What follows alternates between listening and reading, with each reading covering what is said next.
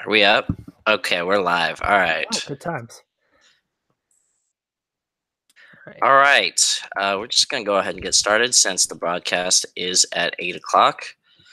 Let me shut off the thing and the others. Okay, cool. We have six viewers or something like that. All right, so I'll control the camera for this, and we'll just go ahead and get started. Ladies and gentlemen, welcome to the first inaugural edition of the Cal Rivals Excellent Podcast Experience, sponsored by Taco Bell. Not really, but we wish we were. Title pending. I am joined for the first time by my third co-host on this program. It's kind of like the Defense Against the Dark Arts position at Hogwarts, Sorry about uh, that. but the title of Namle's co-host, I'm just gonna go ahead and throw it over to Trace Travers, my friend. Go ahead and introduce yourself. Say whatever you wanna lead it with. Yeah, yeah. So I'm the publisher of Cal Rivals. I'm still not sure how I got that job, and yeah, and here we go. I'm here to talk. Wow, that's a riveting introduction. All Oh right, yeah, you know, so not used to being on camera here. I um, can see my eyes closed in the other window. I'm just gonna turn that off for now. to all the viewers, we do encourage. There's nothing fancy going on here visually. So if you're actually actively watching the stream, I don't know what's wrong with you. Just kind of put us on in the background. We'll just be talking for the next hour about some of our expectations for the Cal football season. Uh, Especially with the game a mere 5 days away. So we'll kind of start taking a look at what to expect this week against UNC. Trace, opening thoughts. Just Cal's a 7.5 point favorite from what I remember of the line right now. North Carolina is missing a couple of what was it, defensive tackles, which should be interesting, along with all the other dudes that they've got suspended, obviously with the whole shoe deal. Um, Cal's relatively injury free as far as important players at this point, so that's good. That's Aside because from the other important players all transferred. point being,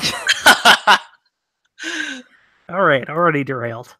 But It's a very professional show. Just roll with the energy. yeah, I know. And if you see this thing drink coming out, it's my microphone, which I wasn't. I'm sitting on a bed right now, so it's kind of hard to balance this somewhere. So, um, yeah, it's going to be an interesting game. I am very curious to see how they come out and perform against a team that isn't themselves. I'm glad that you mentioned that because everybody looks towards you and the writers who are there every day, but there is a problem. There's an inherent problem with trying to analyze a team when you're looking at the same team every single day for a couple of months. Heading back through the spring, there is a kind of evaluative issue. I feel like Oh yeah. all the personnel well, but you are probably going to have a hard time evaluating if some of those strengths are due to us being good or the other unit necessarily being bad. So this is going to be our first real data point um, for a Justin Wilcox team TM since almost everybody's back this year. Yeah, it's I had that problem today when I was writing about Cam Good and that I don't know how good he's going to be because he's looked excellent. But, he's been going against Cal's guys and what if they suck? Right. I mean, So he's going to be fine. So, if you haven't seen some of the coverage at Cal Rivals this week, I have 5 things to look at, which is my customary column, kind of looking at some key factors and whatnot. Trace has longer article about my receipt boy, Cam Good. So make sure you guys check that out. at this point. He's a receipt man. I don't know why I keep calling them receipt guys. Receipt man, Cam Good, who expected huge things out of, and I guess that seems like a natural place as any to start talking about UNC. So, opening thoughts on the Cal defense versus UNC offense matchup, Trace. Well, Admittedly, I've done a little bit of research on UNC. I don't know too much. I know that Elliott's their quarterback. They returned 3 offensive linemen from last year. They got Anthony Ratliff Williams, who's the big one to watch out for wide receiver. But they've also lost a bit. They don't have it's Carter's the one who broke or yeah, Carter's the one who broke That's his correct. wrist. Yeah. And see, so they have Jordan Brown there. I know they have 3 guys that they're relying on there. So it's again, they're going to have a running QB. Elliott can do that as well, and that I think is the biggest thing to look out for to see how Cal deals with a running quarterback, especially when they've had McElwain in to run during practice, and McElwain's kind of done very well with his legs, and they'll need to figure out how to stop that defensively. Uh, I definitely agree. When looking over the UNC offense, the number one threat is gonna be Ratliff Williams, but Mhm. I'm not so much concerned about him as a receiver. As a Uh, return man. as a return man, he actually ranks towards the top of the country. I believe he's somewhere inside the top 20 for return yardage last year, and he housed 2 kicks. Uh, Cal's special teams was, acceptable. Played acceptably last year, which is a far cry from some of the units we saw under Sonny Dykes. But I think the number one thing with Ratliff Williams is like making sure that he's not put in a position to do damage. Special teams. I'm not concerned about him as a receiver. One, because Elliott will have four total starts coming into today. Uh, I have a lot of faith in DeRuyter and Wilcox to kind of exploit that because his data is actually the most recent data. I believe he took the starts towards the end of the season. Mhm. Um, Surratt had a concussion for the last 4 yeah, games. and we have Cam Bynum. I mean, if Mhm. it, like I am starting the train loud and early, Cam Bynum for all Pac-12 this year. I feel very, very good about that matchup. And outside of that, the returning receivers are, Daz Newsome. There's a fifth-year senior in Thomas Jackson, but I'm not particularly concerned about any of those other guys. All right, Jordan Brown, and they have one other transfer as at running back. It's an Ohio State transfer. I can't remember what his name is. So both those guys will kind of make up the bulk of the weapons. So I'm not really worried too much when it comes to that matchup. You have a relatively inexperienced QB traveling west. Uh, Anybody that we should be paying attention to, especially for people who are checking into the team for the first time since, well, basically last year. If Yeah. you're somebody like me who missed spring coverage, what should we know about on this new look Cal So defense? obviously you should know Cam Bynum because he does everything well. He's fundamentally sound. He's there after practice for half an hour every day. Like, when we're getting finished with our interviews there, and you see him on the other side of the field with doing the cone drills. He'll sometimes have some of his teammates there. The training people who have like all the hydration stuff that they do afterwards, they've already left and they just leave all the cups on the ground for him of the different like supplements or Gatorades or muscle milks or whatever it is they bring for him. So Cam, guy I like is Zionde Johnson, back from a knee injury last year. He's one of the co-starters at one of the defensive end spot, but I think that's really a misnomer because he's going to start. He's going to start in their nickel package too. So a lot more packages this year. I've noticed that. That's Uh, a You feel like that's a year two development. They'll be able to kind of display some of their specialized personnel a little bit more. I think it's just based on what they have, to Mm. be honest. Like if you have guys that are better for nickel packages and everything, you So have it's just better just kind pass of them, rushers. taking better advantage of what's available to them this year. Yeah, it's just a lot of experimenting, see what works. And they're confident enough in the guys they have that know the system now that it's year 2. So, As we go down kind of the new depth chart, if you guys haven't noticed yet, the Cal depth chart is out today. We do have some coverage about that on the front page of calrivals.com. Not too many surprises. We've been able to project out, for example, the linebackers basically from the start, and thankfully Mhm. nobody injured there. It's a thin position overall, but I mean, aside from Garen Brown retiring and Duron Brown being excused from the team earlier today, or not earlier today, but he has been excused from the team. is that a situation where he's kind of still with us, not with He's us? still on the roster, but I think just I don't know how to describe it because it was only said like excused from the team for personal reasons is the exact quote from earlier. All right, But so take from that what you will. uh, they're not really in the business of revealing any more than they have Oh to no. to us. Uh, my son, Jonathan Adams, who is out for the year, was described as out with a lower leg interest injury. So we have hockey style injury reports, just upper body or lower body. That's all you get. Mhm. Deal with it. Yeah. So as we're looking up and down the Cal defense, though, we are returning most of the frontline linebackers who should be better this year. Hmm. Secondary, I feel very, very good about. We have a pretty good two deep at everywhere there.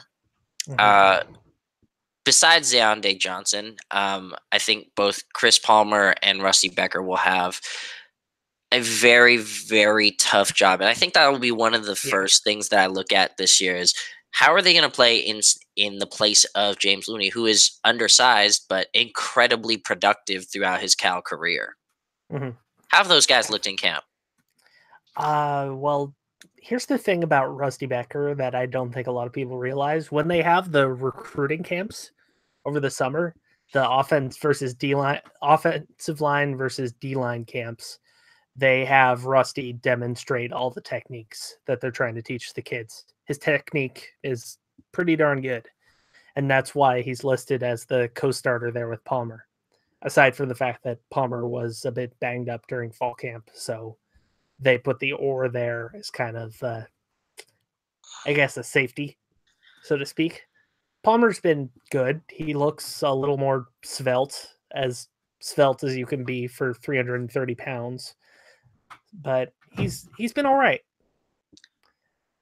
One of Uh, the nice things here that I noticed, since we mentioned earlier that we're going to see a lot more sub packages this year and Cal kind of floating around into the nickel here and there as necessary. One of the things I really liked about that is just if you look at it, we do have two sets of personnel essentially listed in the starter oh yeah. groups. We have kind of the heavies, right? And then you have like a much lighter, much more aggressive line, much more athletic line that you can play if you're kind of subbing in Tevin Paul for Beckett and Hmm. so on. So you're going to see a lot of versatility on this Cal defense. I think when it comes to matching up against the Tar Heels on Saturday.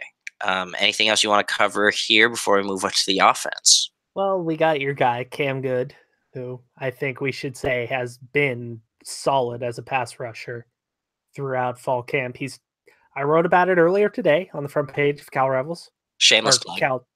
cal.rivals.com. You know, How you not know he your own website's like URL? I don't usually type it's already autofilled for me. So it is also goldenbearreport.com if you feel like doing it that way. But he's figured out a pass rushing move that I still don't understand how it works. And I've seen him do it every time that he goes in there. You know, he does the little shoulder dip and he gets by the guy, and it does not make sense. It just he goes under, he's quick enough. He's a 4.5 40 guy too, which I when Jake Curhan told me that I was uh just incredibly surprised to know that he was that fast, but it makes sense. And you can see him utilizing that speed around the corner. And I don't know, it should work for him. And he's great there. And Kanashik is obviously he's a half step faster than last year, I think.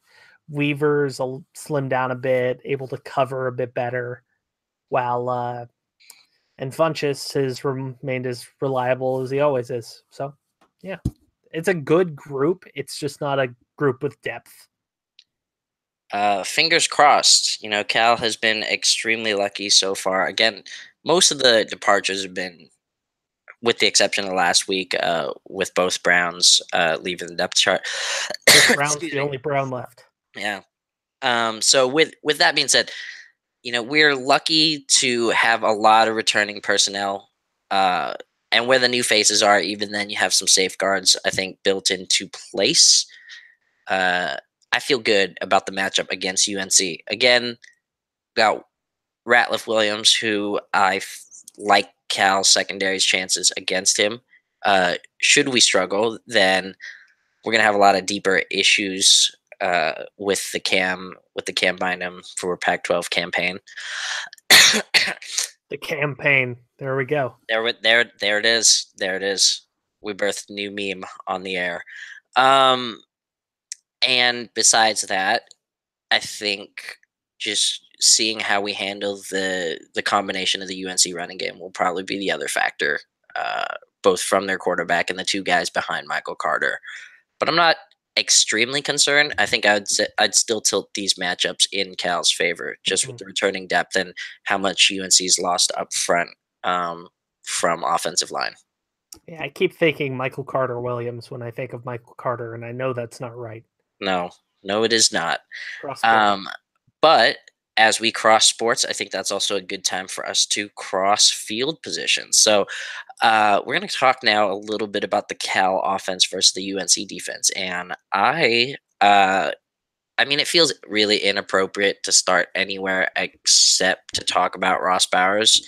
I Hmm. think that's what a lot of people want to know. And if we review back into the history a little bit, there was a lot of wonders last season. Guys, I'm gonna turn on the air conditioning here in the apartment. It's very hot, so just bear with. Actually, Allie, you got? Can you grab that for me? It's Thank been you. in the mid 60s here today. It's been wonderful. Um, 80s isn't bad. It's just if I'm sweating and I'm just sitting on the couch, it's too hot. Mhm. Uh, so, if we think back to last season, Ross Bowers being largely up and down, there were questions in the fan base about whether he'd even be the starter again this year, which I think was pretty crazy. Uh, I I think don't think it was Ross. terribly unfounded, though. I think it was like something that we should ask because we should always be thinking about what better personnel we might be able to put. Like, who gives us the best chance to win. And for me, I guess I'm still old school in the sense that I believe the incumbent quarterback usually wins, barring some sort. There's just too much momentum from the game experience and taking reps with the ones that you really have to play exceptionally. And it feels to me, and you can kind of give me some feedback on whether or not my read is correct, but from your practice reports, like Chase Garbers has made a lot of strides to even get the or designation. Oh Um, yeah. but it still feels like Bowers is what's being sold to us by the coaching staff, and Bowers is, you hear the night and day designation thrown a lot towards us. But you want to talk a little bit about what you've seen in the quarterback situation? Yeah. Yeah. Just Ross has been the most solid. He's steady.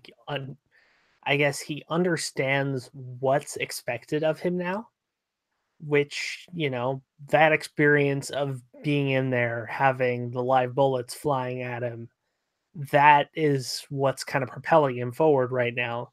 And you can see it. He's more vocal in practice. He's more just, I don't want to say cheering guys on, but just more supportive as far as knowing, like, when Mo Ways makes a great play, he'll tell him, "Hey, that was a great play." And if somebody's off on their route, he'll say, "Hey, run it a little more, bit more here."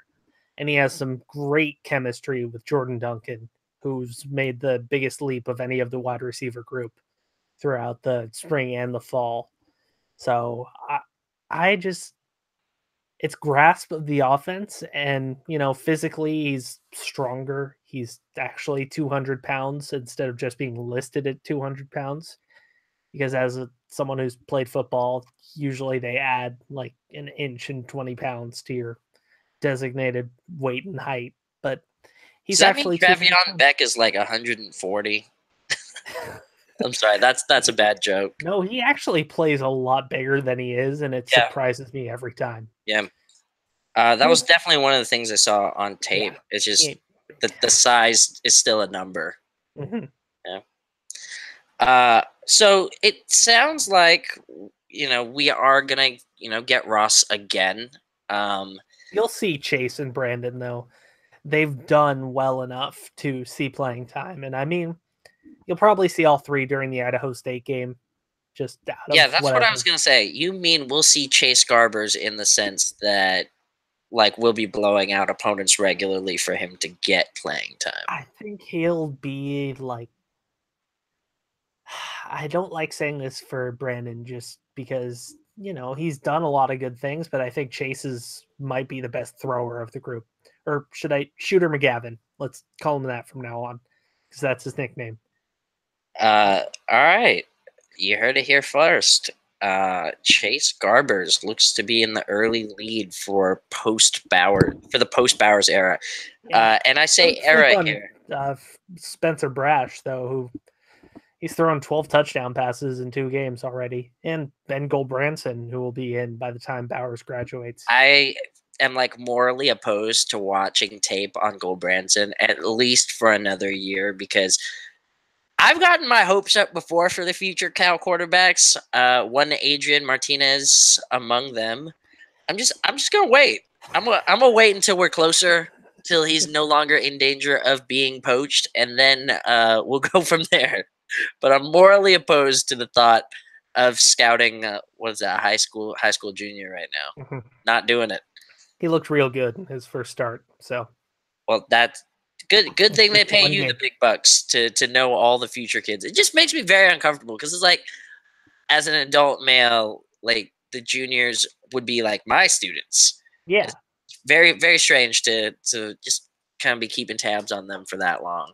No, Very, I feel weird when they call me sir. I'm 26. I don't deserve that. I know, right? It's just it's all strange. So quarterback wise, I think we can. Ross doesn't even have to become the dude who wins us all these games. I feel like that would be really really great. But again, just if he's 10% better, that could be worth anywhere between 1 to 2 wins by itself. There's a couple of games where, and football is a complex sport, so you can't really put everything on that, but just no 6 and outs, Mhm. no going 0 of 4 in the middle of the game to like hurt a drive. No, like running right into pressure and getting sacked. Yeah, as long as those things are better, and we have every reason right now to expect they should be, uh, you can feel pretty good about that. Certainly, the quarterback versus quarterback matchup tilts heavily in Cal's favor here. As we move on then to some of the skill positions, a lot of different names, a lot of different names. Mhm. Uh, this is where we Sort of. we pour out our glass for the departed Demetrius Robertson. We pour. He actually took a drink right there. You can't see, but he took a drink right there.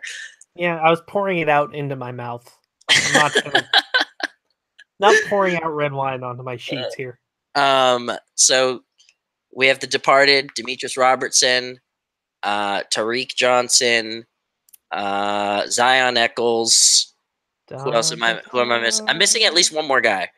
I Uh, guess technically Billy McCrary, but I'm not sure how much that counts. wasn't there at least one Um, more wide receiver who transferred? And Melky Stovall. Melky Stovall. That was the one I was thinking of. So we've lost 5 names off the wide receiver depth chart. Now, before you guys got here, me and Trace were extremely worried towards the future. There's some good top line producers, but a lot is unknown. And Mhm. certainly after this season, Cal's going to lose another 3 guys. Vic Wharton's out. Mo Ways is out. Um, Well, Hudson's out, not and Noah. So Hudson's out. So we're losing even more pass catchers after this year. But for this year, I feel pretty good about the top couple of guys. mhm. But a lot of pressure is going to fall on Mo Ways, Jeremiah Hawkins, Nico Remigio, and Trace has been really hyping up Jordan Duncan um, throughout, you know, throughout the spring and fall camp. So you might want to keep an eye on him. Personally, I have to see him in the games to believe it. If he I've does never, poorly, I'm going to yell at him. So yeah. I can't He, be wrong. he's placed all his receipts into that territory. So I feel okay. You know, Vic's gonna do Vic things. Noah will be good. So you'll have a tight end in the middle of the field this time. And it looks like Bunting has also been actually all top three tight ends are gone this year. Yeah, Hudson, Pack, Bunting, and Wells. Bunting, and Wells. Yeah, that's when you're gonna have to. They need to throw some reps McAllen Castle's way, and with the new redshirt rule, that's probably gonna help to where they can do some, you know, throw them in. Yeah, And what before they'll probably throw them in during the Idaho State game. And what they've been doing on what they're going to do from here on out for on Mondays are developmental scrimmages. So that's when you get the developmental guys like Castles, excuse me, some of the offensive linemen who are younger guys, like the Jasper Freeses or the Brandon Mellos and the Aaron Maldonados on defense and the Louis Bickett's, all those folks, and get them in, get them going, get them playing so that they have something to look forward to and just to see who may be ready to play those 4 games. I believe these have been in place. I feel like under Wilcox or maybe under Sonny because I've definitely heard that detail before about Oh yeah, developmental scrimmages. Seems they like did some under Tedford too. okay. I was at Yeah, a you would couple know of those. you would know that as the former video guy for the team. In case Oh you guys yeah, I know fell asleep at points up there. Actually, that was only once, and I didn't miss anything. So it's 5 minute power nap. that. Oh well, Highly uncomfortable. Don't recommend falling asleep under the north scoreboard. luckily for you, uh, Tedford's gone, so he can't punish you for that. All right, so as we're kind of looking, so the strength I feel like of this offense is gonna be uh, the front line. Every starter is returning except Saffel, and even he has game experience.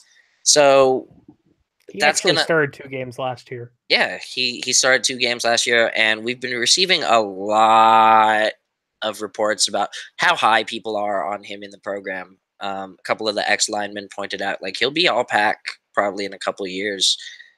So watch out for Mike Saffel and those Safel. Saffel, Mike Saffel. See, Saffel's cam. okay, well He's still around the team in some capacity. that's good. You waited until I said that 3 times before you said anything. So I'm the jackass. And that's gonna do a Fine. lot. I feel like for Laird, new face Marcel Dancy, who seems to have acquitted himself very, very well. Um, Yeah, I'm not sure why he wasn't recruited a lot more. He's good.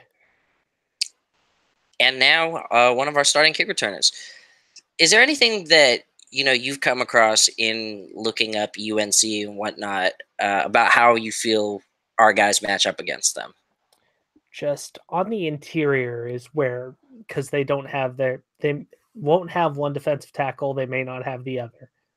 Then again, they didn't have that defensive tackle for the second half of the game last year because he tried to murder Powers. But Oh yeah, that happened. I think he yeah, threw a touchdown like on the next play, right? he 69-yard touchdown, nice. But Nice. it may not. I think it was 67. Now that I think about it, I just wanted to say that. But It's within the margin of error. yeah, yeah. Right. Let's see. No, I know their linebackers lack a little depth. That's one of the question marks. They have a guy Cole Holcomb who was there last year, but other than that, they lost a couple of guys from there. I don't know how good their defensive backfield's going to be. That's something that's perceived as a strength, but I think it was perceived as a strength last year, and it was Bauer's arguably best game and the wide receiver group's most explosive game too. So it's just One of the few in which we had Demetrius available, even though he mhm, was basically he had the clamps put on him by a future NFL second round mhm. pick. So in retrospect, I don't feel too bad about it. But Yeah, he also had a sports hernia at the time, so he's playing through that, which is tough. and now will be a Georgia Bulldog. Hopefully, we can minimize the mourning around the loss of his talent. I feel like losing him for the last half of the year last year has Mhm. gotten us used to the fact that he Yeah, won't last be 10 here. games last year, they're Uh, not fine without him, but, we, it we is what we it are is. used to it. We are Yeah. used to it. We are used to it. So overall, I think that kind of covers everything that's new on the depth chart. We should feel pretty good about this matchup. And then anything you want to mention for special teams? Let's see. So the guy with the least complicated name to say won the kicking battle. So which I find kind of funny. It'll be much easier to write Greg Thomas. Yeah, that's what our SF Chronicle compatriot Rusty Simmons said. He didn't want to keep writing out Shemian Nats or Landgrebe or Dario Longhetto. So What an incredible name. yeah, Well, you I just instead actually saw the Italian kickers come in the other day, Giorgio and Vince D'Amato. So they came and visited practice. I want to say last Friday, and that's a Giorgio just got picked up. So it's a good week. It's a good week if you're a cow kicker. And mhm, hopefully that extends all the way in through Saturday. So now that we've kind of evaluated position by position, if you haven't read my column yet, a couple of keys to the game. Obviously, what we do at quarterback, uh, how we handle kicking now that we have new kickers in place, and punting too, mhm. since Dylan Clump left for Arizona. Well, Uh, I have a story to share with you off air. So okay, sorry, that is premium grade information that we can't put out there. Predictions for the game. Now, I feel like I would stay away from the spread here. I feel very yeah. good that we would win on the money line, but Cal has a habit of making games closer than they should be. Mhm. And I don't know if we have necessarily the explosive talent, um, at least that we can put on paper right now. I don't Yeah. think we'll You be need to able to. play the game. Yeah, but you're safely predicting a Cal win. I think Cal's gonna win. Just on they're at home. They beat them last year. They returned pretty much everyone. Just on those three principles, I think that helps them to a victory. I can't believe it took us 30 minutes just to say Yeah. that. um, so given all of that, I would point to a lot of the same things, and also UNC just has way more things going against them. Yeah. It is easier to make a trip west than it is to go eastward, uh, so that they won't be as hampered by the travel as we were last year. I feel like, but in general, if Cal loses this game, and there may be some mitigating factors as to why, but I feel like that would be a very unacceptable loss. We have to go 3-0 in non-con this year for us to have a Mhm. chance at a bowl. Yep. That's absolutely true. And I've gone on record saying that I think this team is an 8-win team. But, 8 regular season wins. yes. Ooh, okay, I'm that's living bold. dangerously here in Richmond, California. You know that. That is both big and bold. All right, Trace Travers on the record. Somebody keep that down. Oh, Otavio, I've been on the record for a while, and yeah, I'm usually wrong about these things, so whatever. 7's plenty, but 8 is like a turning point. You get up into more than 50%. You have a nice 6 by your name for winning percentage. 8 Mhm. out of 12 would be Yeah, no. fantastic. I think That it's just going to happen that way so everyone gets pissed off that they have to go to the Sun Bowl in freaking El Paso, Texas. well, I will be there since it'll be winter break, so I have no excuse not to go to El Paso, Texas. It's Yeah. very fun. Very, very great. Yeah. All Hopefully right. it'll be good. So Trace, as we kind of wrap up the talking about UNC, do you want to throw it over to some recruiting? Oh, why Also, not? if you guys have any Q&A for us, things that you'd want to hear us sound off on, go ahead and put that in the comments right now. Oh, I have to give Mhm, my prediction. I say we win 7 with a possibility of 8, but I can't comfortably predict that right now on mhm. paper. So I'm gonna say 7. It wouldn't surprise me if we won 8. It's too optimistic right now. If Mo weighs, if Nico Remigio, if Jordan Duncan's better than expected, those are the things that kind of have to go well for us to win 8 games. And I'm not sure that I can comfortably say that yet. Um, if you guys have questions for us, go ahead and start putting those in the chat. We'll answer them in, about the next 10 minutes or so. Yeah. Right now, I'm going to turn over to Trace to talk the thing that we pay him the big bucks to do: recruiting. It's aggressively mediocre. Thank you very much. But let's see. So recruiting, let's see, they have 18 commits right now, as you may already know. That leaves about 7 spots left in the class, if I'm counting correctly. It could be more. You know, attrition happens. The certain guys could flip, certain guys could not flip. You know, it's all up in the air. Recruiting's the most nebulous subject that I can think of. Is there But anything that we should be looking forward to this week? Visitor. um, we Anything in do the have an official pipeline? visitor for Saturday. One Mr. Jaden Daniels, quarterback from Cajon High School. Cajon is Spanish for box. Yeah, but he's a very talented young man, 4-star quarterback. Um, let's see. He's the only official visitor that's likely to happen this weekend. They'll probably have a few unofficial guys, like I know Blake Ancelotis was thinking about coming up to the game. They'll probably try and get the local commits in, maybe whoever, some of their local targets that can come in, like Makai Polk or Giles Jackson, who I don't know. That'd be interesting if they could get at least those two in. Maybe Willie Hart's from Pittsburgh. Willie is one of their biggest targets at wide receiver. Jackson's one of their biggest targets at wide receiver. Polk at wideout. They need wideouts, obviously. They're going to take 3 or 4 more of them in this class. Probably 3 now that I think about it. Yeah. Let's see. So they're looking for 3 more wideouts, 2 more defensive backs, probably another defensive lineman, then one more, or and possibly a couple other linebackers. It's gonna have to develop really. There's a lot of crap in this class. So, and considering, We're gonna go ahead and throw a disclaimer sorry. in there right now. That is not him disparaging the quality of the class. That is in no way a personal insult to Oh any. no, I wasn't meaning that as any of Yeah, that. It's just there's a lot of freaking people, yeah. a So lot of far, linebackers. 2/3 replacing a lot of necessary depth this year. So I had a Mhm. couple of questions. Sure. Bradley Archer, Washington, uh, offered this week. Any worries there about losing the commit from Livermore? I mean, I worry about everything, but he he messaged me about receiving the offer from Washington. He doesn't put them out there publicly, Mm. and he I talked to him a bit about his game on Saturday, which they won, or Friday, whatever day it was. They didn't have any stats from it.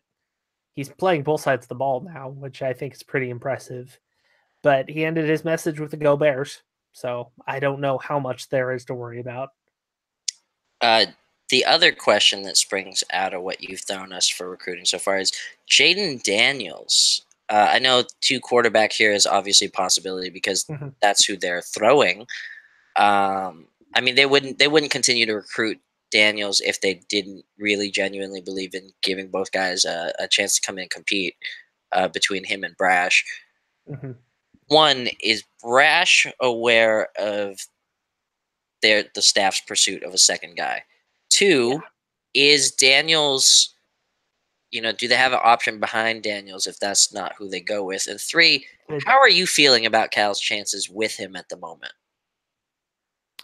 one, I'm pretty sure they would have told Brash by now.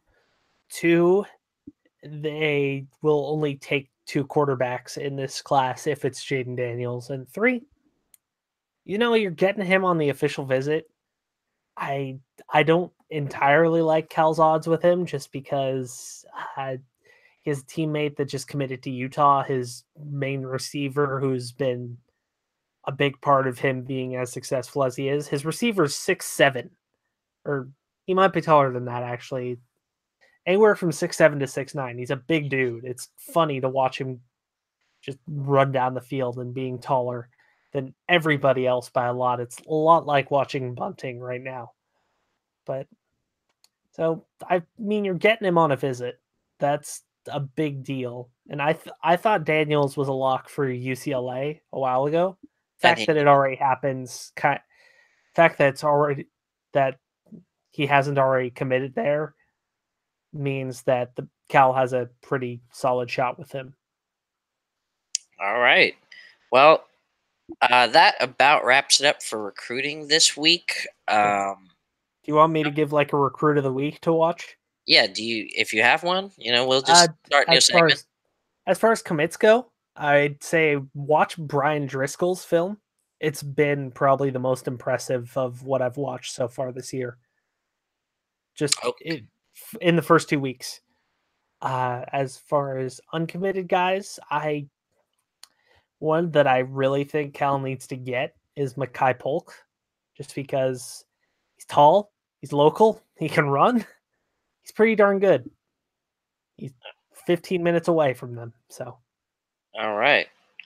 Well, Trace will be back next week for us to follow up on recruiting, figure out what changes there were this week. So stay tuned for that. yeah, Uh, I'll probably have a call him out on that tomorrow or Wednesday. So Not a bunch of questions except for Otavio, who's the only person in chat. We still got a yeah, bunch of listeners, but Otavio wants to know how different is the offensive game plan this year? How does being multiple actually look in practice? How much will we be substituting? Is tempo going to be a part of the weapons that we use? So basically, he's just asking you to evaluate schematically all right. what we've seen this offseason. Okay, as far as different, I mean, let's see. So last year is a lot of grinded out as they got closer to the end of the year. And while I think that's the direction a lot of people think they're going to go when they hear, "Oh, you're losing all these receivers," they're not going to do that. They're still going to throw more than they run. They're going to spread things out when they want to, but they're able to do it with just their base personnel, their 11 package. Like they'll split the tight end out and they'll put the running back in the slot or all the way on the outside. I really feel So like we can't understate enough how big it is to get like a true tight end that we can play on 3 downs for the 11th. yeah, yeah. And that's where Hudson comes in. I know they've put Bunting out in the slot, which if you want mismatches, that's a mismatch. Um, let's see. It's a little bit of both. It's not really more spread or more jumbo. It's just, the personnel has changed to where they use Hudson, who's obviously like 6'3", 245, I think, and Bunting, who's 6'7" and 255, and he's way up there.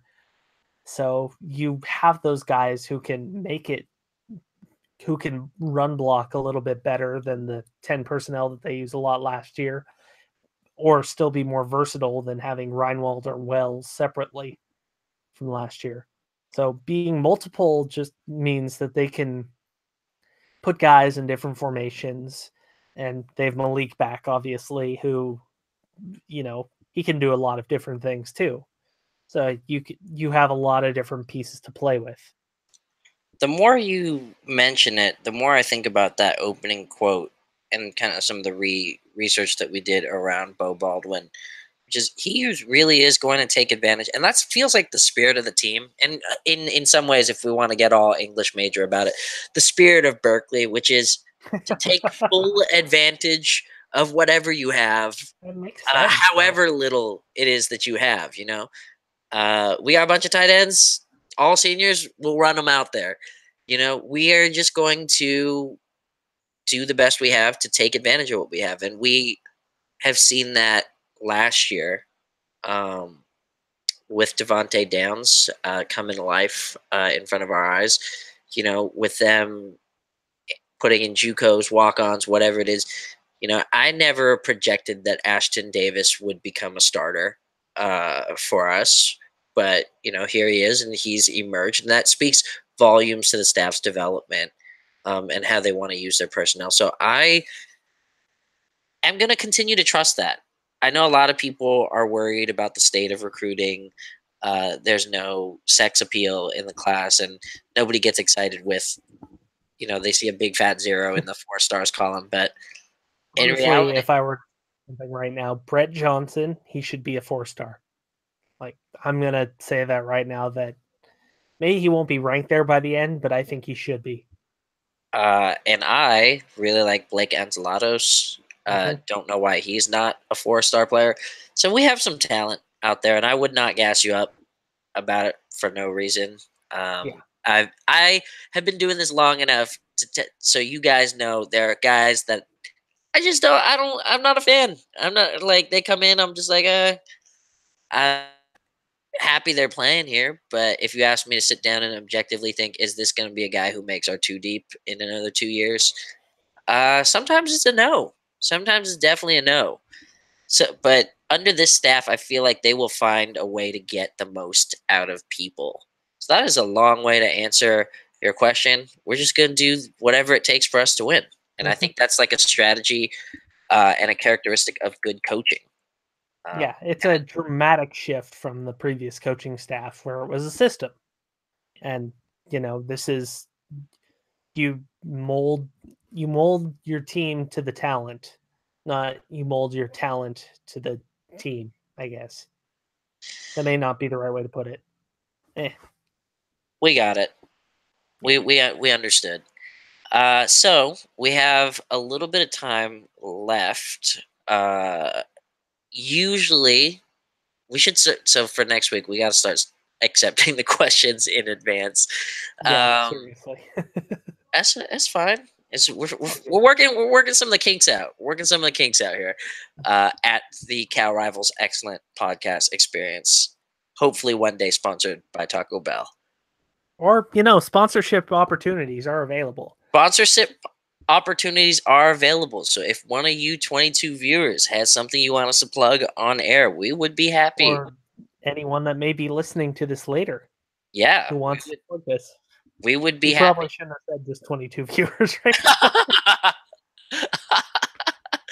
now. 22 currently live viewers and untold future audio listenership. Okay, we got to ask what Adam's specific injury is. Well, it's lower body, but I think the big ass brace that's on his leg is pretty telling. It's an ACL. It's a it. I'm I not gonna say that, but I probably. see. I don't have any professional credibility to risk here. Uh, since I no longer go to, what are they going to do? Ban me from the games for speculating as a writer? Yeah, Base, Justin's gonna come into the crowd and beat you up. yo, actually, I have not told this story on the air since I haven't been on the air yet. But at the after Oh, jeez. at the at the meet the LA meetup at the LA meetup when Jim Knowlton was showing up for the first time, everybody was pestering me to talk afterwards to Justin Wilcox and was I'm they're very like sorry about that, by the ask him way. about the quarterback recruiting. I'm like, this is stupid. He's just gonna give me some coach speak about it. And one of the reasons why I don't do press stuff is like I don't like talking to people. Like, just let me sit, do my thing. Like, I'm just gonna write. Like, that's what I'm good at. But in the interest of the viewership and justifying the fact that I continue to exist at this website, I was like, "Do you have it? Is there any worry about not having signed a quarterback yet?" And he just looked at me like I had three heads, and was like, "No, we're gonna get a good one." I was like, "I'm sorry, I had to ask." That the internet was like, so I should have dropped your name. I should have just been like, I work with Trace from here I in didn't LA, do it.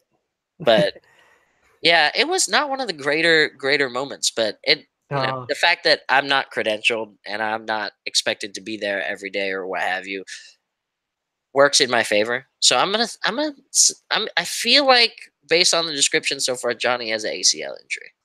If it was a broken foot or anything like that, it wouldn't take him out for the entire year. So no, that we is actually had a good Wilcox moment at the media day, which we at media day you do like a sit down session with the players and the coach.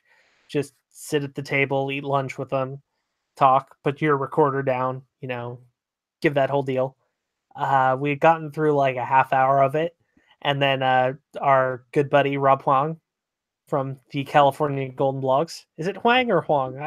I feel like I'm going to pronounce things wrong no matter what, but Better you than me. Okay. That's why I just say producer Rob. Yeah, We should ask for an official enunciation guide. exactly. Um, I will ask him, and he will yell at me that he's told me like 4 times already. But he asked some fan. He said, "Okay, these are questions from fans," and I shit you not, like straight out of The Office, he gave me a Jim Halpert look as if I were the camera, and I'm just like, I didn't do it. I had nothing to do with this. He Oh, was asked about what his top dog order was. He said he varies. He goes through them all. which is a good way to cover Yeah, up the fact that you don't eat at Top Dog. I would believe it. He goes around to a lot of different places. You ask, like he's at his most opinionated when you're talking about food. So I'm not kidding. I'm here. I'm just gonna let Bear Belichick do his thing. That is the nickname that I'm pushing at the moment. Uh, it's probably not gonna stick, but I like having something to put out there. All right, so that just should about do it for the first edition of the Cal Rivals Excellent Podcast Experience. Audio of this will be online hopefully in the next day or so. Yeah, Trace will take point on I'll that. figure it out tomorrow morning. Yeah. Uh, so We'll it, get it on SoundCloud at the very least. for those of you guys who are listening, who are here, who are in the chat room, we really appreciate having you. Go ahead and leave us your feedback, all that stuff. If you want less Nam, I'll be happy to try to oblige.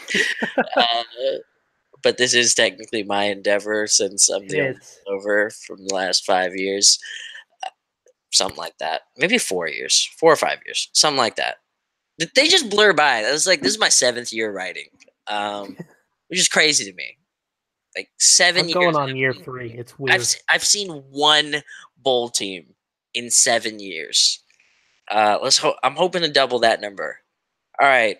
Usually it's customary for us to close the show with shout outs. Do you wanna go first since rookie? Who am I shouting out now?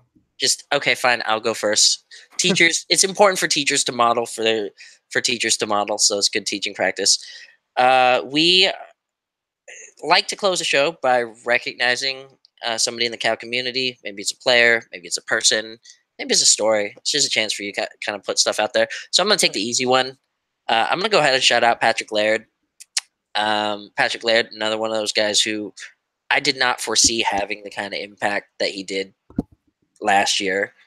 Um, really put the team on his back in multiple ways and has been such a tremendous contributor to the Cal community.